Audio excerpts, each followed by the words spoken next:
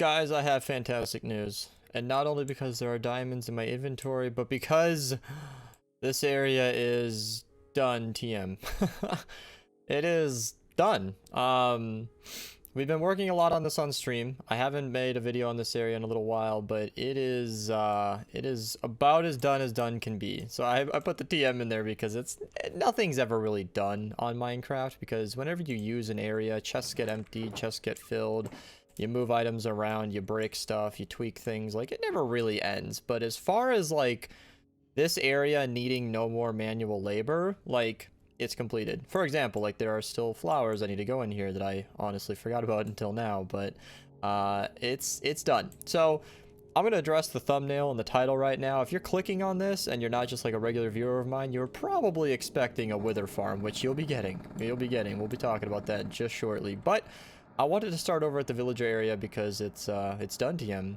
So let's walk through it. You guys have seen all this before. If you've been watching my videos, you know that this area has been done. This is one of the first things we did. But I finally hopped on and used the world download that Tone Formula sent us. Huge shout out to him. He did most of this. He did pretty much everything you see in here throughout here. Eritige was another member of ours who did this back here. He put in the sugarcane farm and the lighting and the leaves, and it looks really, really good.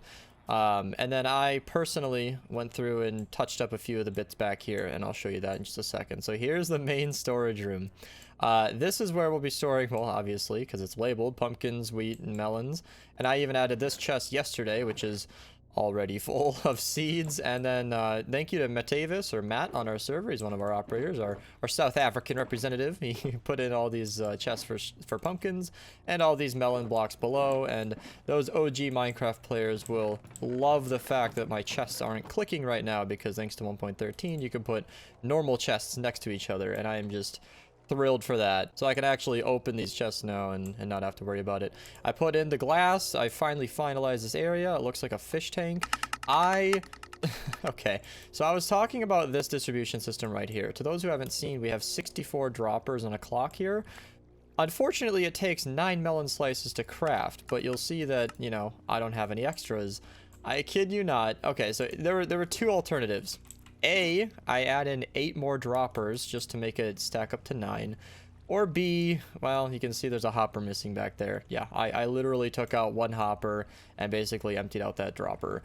It's kind of a lazy reason. I mean, I didn't want to say it to the members because I know somebody's OCD is going to drive them up the wall, but I mean, like, it is so much easier not to have any melon slices left over, so that was just a nice little addition, or a nice little change I made.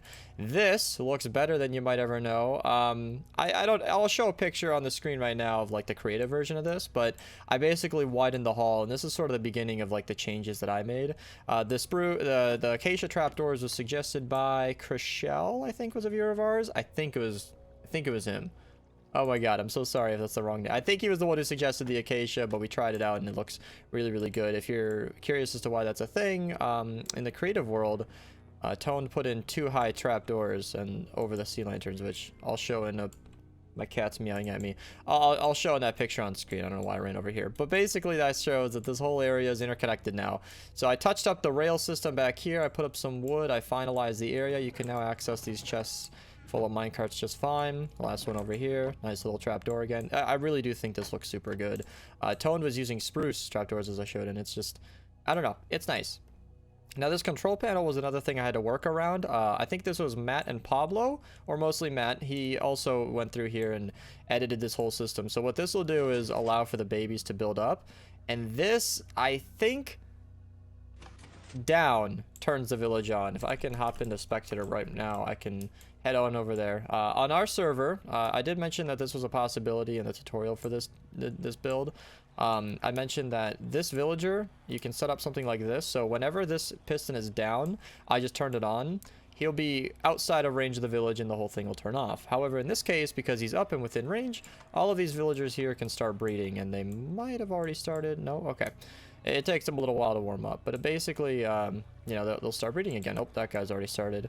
And these pistons were what killed the babies. We needed a leg-friendly environment over here, so I just killed all them. And apparently Enderman can spawn on this piston when it's retracted. This wiring down here was added by Matt, I believe, last night, so it hasn't been properly spawn proof. But as I said, as I'm kind of alluding to here, this whole area is very, very fresh. I finished it yesterday, and it's really, really nice. I'm so happy this looks so good. But this panel wasn't in creative, so I had to work around this, and I'm kind of happy with how it turned out. Like, pretty much all of this was me. I was working on Tone's area back here, and then I added this nice little bench. I think it's nice. It's whatever. With the hopper pipe above, it feels like we're in kind of like a maintenance shaft, and I mean, it kind of is, to be honest. I added this little maintenance door that you can just walk through. And out there shows a little bit more of the specifics that I want to talk about. So I've talked about this in other videos, but I'm going to leave this off. But I've shown all this over here. I did a whole video dedicated to showing this. Now I'm going to leave the pumpkin melon farm off because it's very, very laggy. My cat really wants to go outside right now. I'm going to let him be. It's a nice day out, but he can wait a second. And then, of course, this wheat farm. As I showed you with the seed chest, it's pretty quick. We've got 8 villagers tending to 64 by 64 of 9 by 9 areas, and it's or 8 by 8, 64 square area of just the 9 by 9 wheat farms, and this thing's been running really, really well, non-stop. Just a nice passive income of wheat. I didn't really show this part, but all of the wheat, oops, I'm sorry, all of the wheat is completely full. Like, I mean, we can convert this to hay bales, and I probably should, but all of our chests of wheat are just totally full, and it's nice because, you know, wheat's not really the high tier trade. I mean, you use it to unlock farmers, but it's just awesome that, like, you know, whenever you take a stack, it just automatically gets refilled because there's always some coming through. And I'm so glad to have this area finished. It's nice. Yeah, I'm so glad this is all widened up and interconnected, and you can get pretty much everywhere you need to go just by walking through these tunnels, and it's a happy feeling. I can finally leave this area and think, you know what, this area is about as good as done, and we can work on other projects like the witch farm perimeter. Talk about that at the end, but let's head over to the wither farm perimeter and address sort of what this video is about, kind of. All right, you guys, here it is, the title of the video. So I want to address that right away. So it came up in conversations as we were digging this, as we were working on this, because Minerva updated to 1.13 pretty quickly. We waited a couple weeks, wanted to make sure it was sound. We updated right before 1.13 pre-1 came out, or 13.1 pre-1 or something. I don't know with Minecraft versions, but we finally updated, and it occurred to us that as we were digging, this might very well be the very first perimeter started and finished in 1.13. A lot of the other technical servers, as far as I'm aware, haven't updated. A lot of them don't love this update. I mean, it's kind of a buggy update. We honestly haven't encountered many problems. I mean, performance is kind of a case-to-case basis, but I've seen 1.13/1.13.1 to be a fairly good update. 0.1 seemed to have cleared up a lot of what was wrong, so that, you know, that's neither here nor there. But the perimeter was started and completed in 1.13 plus, and also this might very well be the very first built-in and then completed Nether mob farm in 1.13.1. Now, we don't really know. I mean, it's easy to say that this is the first reported one, but I mean, it's just kind of a fun topic, because I mean, who knows? There could be some kid playing Minecraft out in the world who's never made a video in his life, who's done more than we have here. But it's also kind of a tricky thing, because what do you class as a Nether mob farm? Like, I feel like this is the first full-scale one, but I mean, anybody can set up a slime block sweeper or whatever, and then inside of just anywhere, not even a perimeter, and then call it good. So, I don't know. That's why I put the question mark in the title. It's really, really not that big of a deal to me. I just thought it was a fun topic, and figured I'd bring it up because, you know, if we are the first, then hey, look at that. But regardless, we've got a full-scale farm done. Now, it's not decorated. This is kind of in the early stages. I have talked to Tone Formula, the guy who set up that fancy village area, and he and I have been bouncing some ideas back and forth. And I mean, I don't think it's a spoiler to say that I want to go for like a haunted theme. It'd be really, really cool if I'm gonna have to hop in a spectator here. It would be cool if we had like a haunted house theme, maybe for like the storage room down here, and then maybe a nice you know, staircase going up to the killing chamber, but I mean, it's kind of whatever. He'll come up with something, I'm sure. I appreciate his help because he did start his own server. He's trying to host an economy-based community, and it's kind of a whole thing, but he's still helping me out, which is something I'm forever grateful for. But here it is, you guys. If you have missed this, then I'm a little surprised because I want to tell you guys a little bit of a story. So about a year and a quarter ago, I was watching iron golems die, and I don't know why. I mean, I really enjoy just watching those kind of farms run, and this was right before school. I don't even know why I was up. I don't know. I'd woken up early, sleep schedule had gone around, and I was just watching iron golems die before class started, and then I realized, hey, I gotta head to school, so I set up a live stream watching iron golems die, and just let it run while I was gone. I don't know. I guess I was inspired by the old Zip Crowd streams of him AFKing the witch farm. I just thought it was funny. And when I came home, I noticed that the timer was at like 4:20. I'm like, oh, gotta do it for the meme. And then I just ended the stream right there on the spot. And to this day, that stream is like one of the memeiest, funniest streams I've ever done on my channel. Just because like it's so ridiculous that I AFK streamed a golem farm. And I didn't want to make a habit of it because that is such a lazy thing to do. It really makes your channel look bad if you're AFK streaming all the time.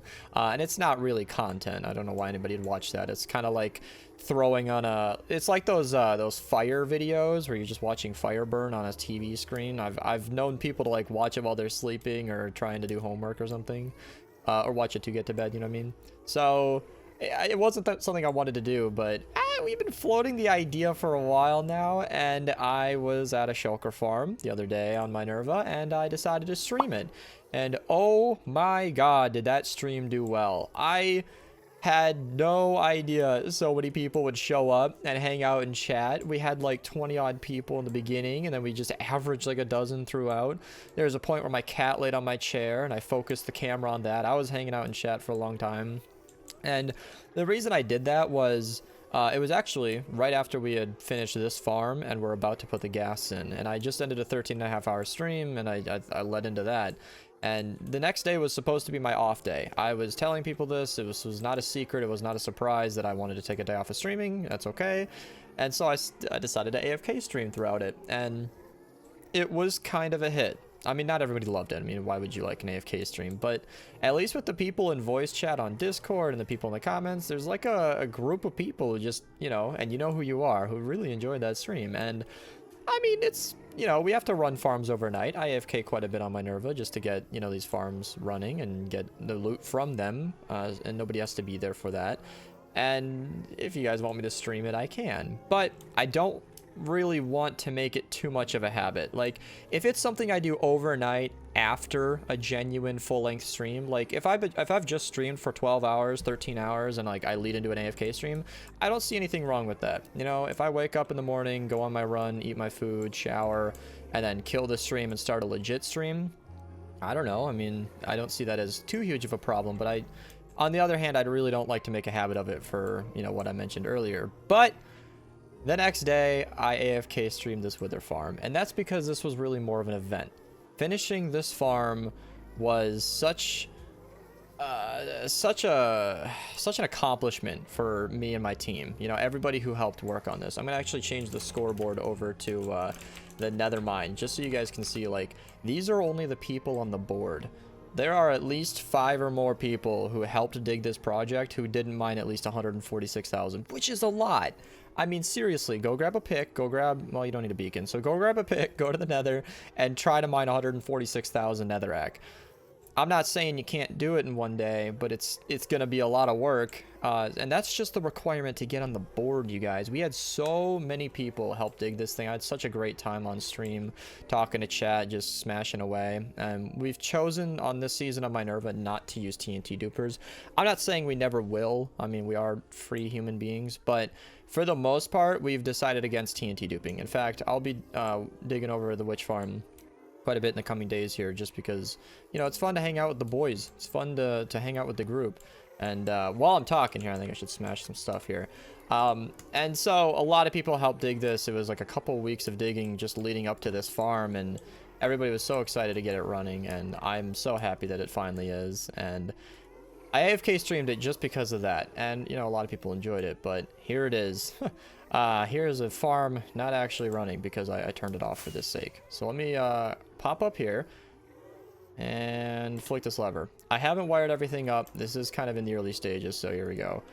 That should trigger all of the nether brick, and mobs should start pouring down any second now, assuming no one's in the nether. Yep, here they come.